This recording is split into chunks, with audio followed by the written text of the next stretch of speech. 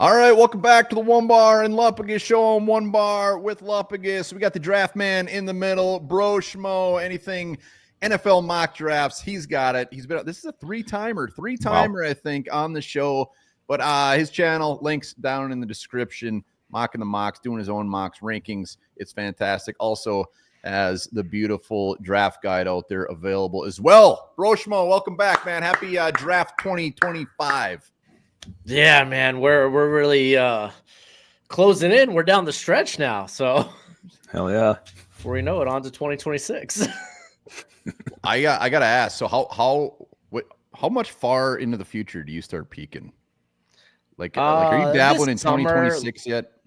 Like, unless like I thought they may have came out this year, I just move them to the next draft guide. But if they weren't eligible, I'm like, I like put together a watch list, and then immediately after this draft, I'm like, all right, let's start summer.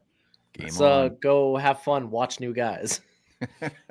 And also, I gotta say, 50,000 plus subs over on your channel. That's amazing, man. Yeah, thank you. Yeah.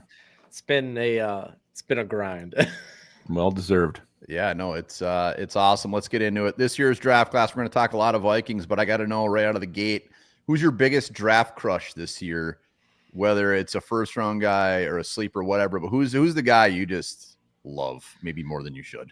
Man, I wish I could say Ashton Genty, because like I loved Ashton Genty over the summer. I was like, oh, I think this guy's a top 20 running back. And now that's just like everybody loves him. Everybody loves him. Everyone knows. I would probably lean with I'm a big fan of Mike Green. He was someone I came across in October and went back to like the Ohio State tape, and I was like, okay, yeah, this guy's better than you would expect from like a group of 5 player. Wrestling background, you could see it in just how he like approaches the pass rush. And I mean, dude is strong. Dude does a great job of turning speed to power. I'm a sucker for that. I'm a sucker for athleticism. I'm a sucker for guys that are just stupid fast and can get low and just put people on their backside. Sounds very Al Davis-esque. Like those fast guys. Right. Draft the pistol. I know my biases, so it's like nice. I won't be blinded by it. One of our biggest draft crushes, Kenneth Grant. We both love him very much. Coming from Michigan. You see this guy mocked like earlier in draft season, like in the teens, and now it seems like he's kind of been mocked from some big name analysts, like end of the first round. Where do you ultimately see him coming off the board?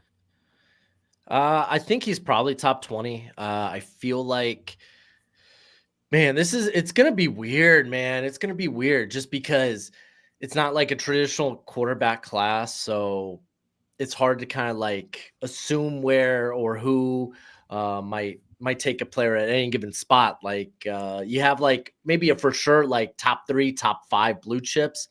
And then you could really take like the top 50 and put them in any order. And you could like, if there's a run on defensive line guys, I could definitely see him going even higher than like top 20. I wouldn't say top 10. It might be a bit outlandish, but I could definitely see like maybe teams like the Cardinals, they want to get in on that, get a nice big meaty interior player. I don't know, maybe Dallas, they already went down the Michigan nose tackle route once. Why not again? Maybe it'll work this time. But I think he's largely going to end up DT2 in this class, like second DT off the board. So we'll see, man. It's going to be fascinating. Gray Zabel, a guy that you have not been shy to mock to the Vikings. I watched yours and Alex. By the way, Broshmo, Alex from Hail Mary Sports, who's been on the show. They like to collab quite a bit. They do some fantastic shows, but you got Zabel going at least a couple times I've seen to the Vikings. So I got first question on Gray Zabel. Like at 24, if the Vikings were to get him, value-wise, when you compare to other needs like a Derek Harmon or Walter Nolan, which one of these 3 offer the most value for the Vikings? Oh, man. I would probably say Walter Nolan just because the upside. And I know that they, like y'all addressed, like brought in Jonathan Allen, Javon Hargrave, but I mean, they're kind of old heads. So preparing for the future, you get a guy you could just get a part of that rotation. And if injury hits, he could take a bigger step up. Cause like for him, like dude, sky's the limit. This dude's got insane potential. It's just he needs to really polish up. Like I just remember the Senior Bowl. It's like, man, I love what he can do. I love how he penetrates. I wish he wasn't on the ground so much. Can't really make plays when you're on the ground. But I would say he's got the higher ceiling and might be more of a, I don't want to call it a need, but because y'all are kind of locked in on your starting 5 on the offensive line. Of course, you could probably like always upgrade from who's at that left guard spot? Blake Brandel. Yeah, Brandel. Like he's fine. If he's like your 5th best offensive lineman, you're in a good spot. But then I mean Ryan Kelly, he's not gonna like play all 17, 18 games every year. Yeah, what the hell? You're right. It's not. He's old, man. He's old. He's hurt. Sure, yeah, Will Fries is coming off injury too. So yeah, he is. Let's go. Lupagus hates Blake Brandel more than anything in the world. I got it. So back to Gray Zabel. If he's there at 24, and let's say the Chiefs or somebody wants to trade up and the Vikings want to move back, like, is that too damn risky for them to move back and still think they can get Gray Zabel? Is that? I mean, it seems like he's always gone between like 20 and the end of the first round. Is that too risky? They getting too fancy? If that's the guy you want, then I would just take him there. Yeah, because I mean, yeah, it's nice to trade back and get more draft capital, especially if you're the Vikings. But but if that's your guy, like I feel like he's going in the first round. Like I think he could go as high as 18 to Seattle if they ever value the offensive interior. Maybe there's a change in the tides there. But he's such a good scheme fit that can play center, play guard, and if you have tackle injuries again, then he could kick out because he has that experience. Sweet. So Vikings big 3 needs. You got cornerback, interior O-line, defensive tackle. They don't pick again after 24 till 97, late in the 3rd round. Of those 3 positions, which one presents the best value there late in the 3rd? So you got interior O-line, D tackle. Or D-line. Yeah. I would say D-line just because how deep the class is. Corner's kind of wonky. Like you kind of want to have a 2nd round pick this year because that's where you figure all like these good corners with injury question marks or whatnot might go. But yeah, the defensive line class is just so deep that I mean you could just push that sucker down the board and feel like you can get a future starter late in the 3rd. A lot of good players. Well, let's talk cornerback because that seems kind of like a mixed bag as everybody's rankings. As far as like where the Vikings pick again at 24, is there anybody worthy of those selections at 24? I mean, you figure Barron's gone. Obviously, the top 2 guys are gone. Maybe you don't think he'll be gone, but is there anybody there at 24 that they can get value for and would be a day one guy? I know you like the dude from Kentucky. Yeah, Maxwell Harrison.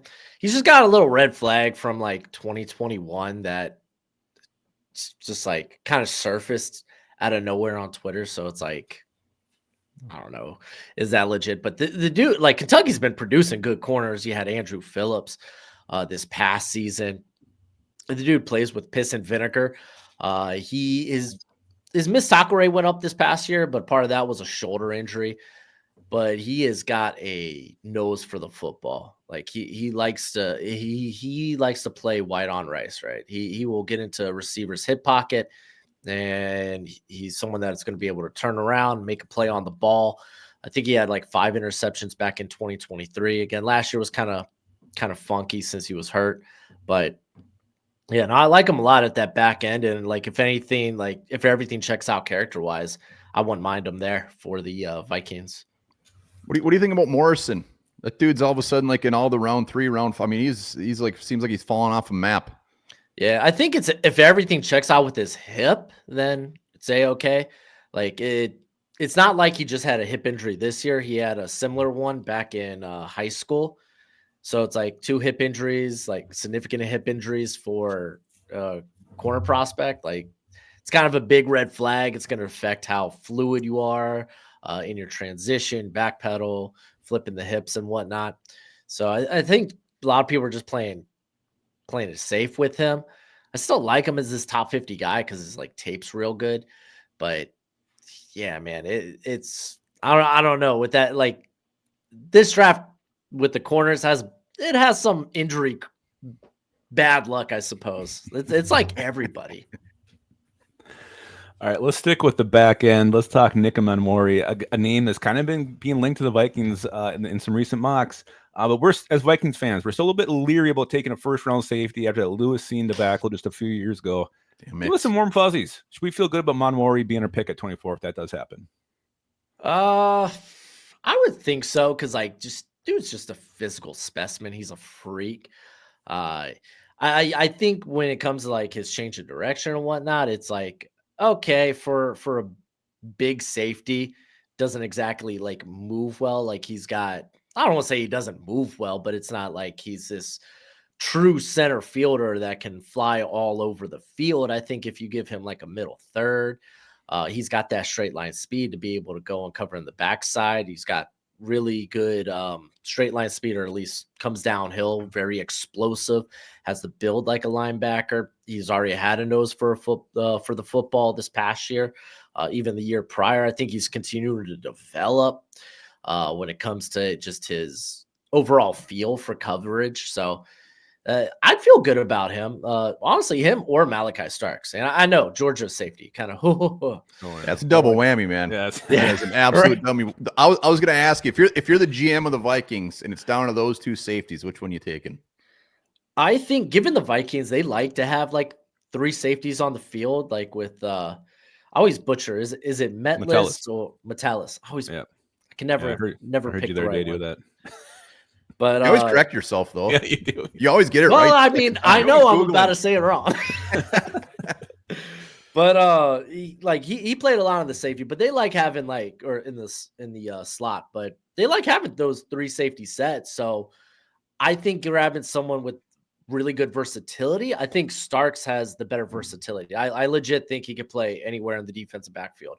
If you want to throw him out at corner for a couple reps, I think he can do that. He didn't necessarily have like the craziest testing, but like if you look at like his zebra times, his speed while doing like the on-field drills, he was consistently like the fastest or the second fastest.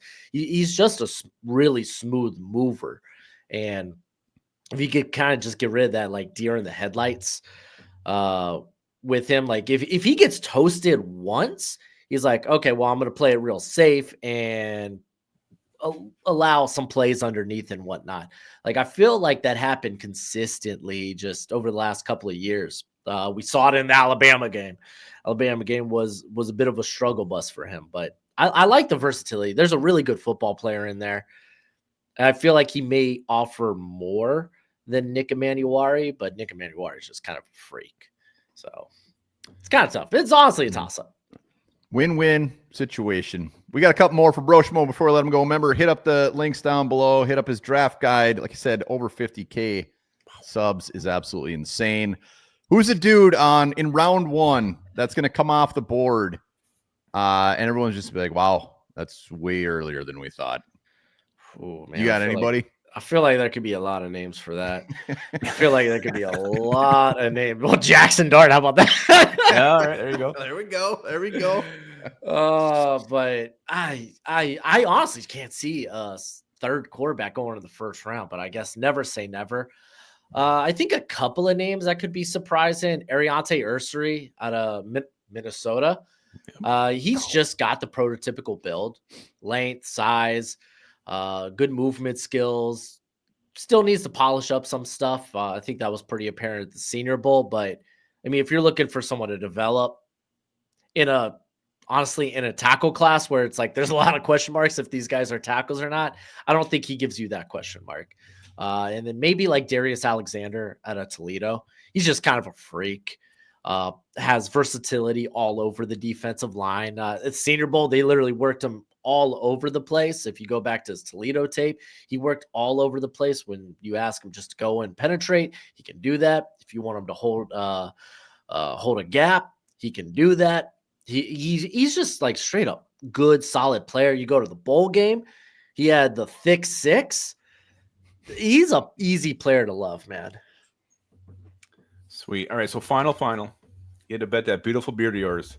Vikings picking Don't at do it. 24, or are they going to trade down? Beard's on the line. Beers online. I probably say trade down, acquire more picks. Always need a dancing partner though, man. Yeah. That seems to be the trouble. I think trading down is honestly like the best case scenario for really any team. You can never go wrong with taking more shots in the draft. So I wish the Dolphins would do that. Right. I hope you're right. I hope you're so right. The Vikings trade down. There you have it. Broshmo, as always, dumping draft knowledge all over us. Yeah. We appreciate it. It was fantastic. And remember, hit up those links down below. You do awesome work over there. We appreciate you. Hey, thank you. Appreciate y'all. Yep, thank you.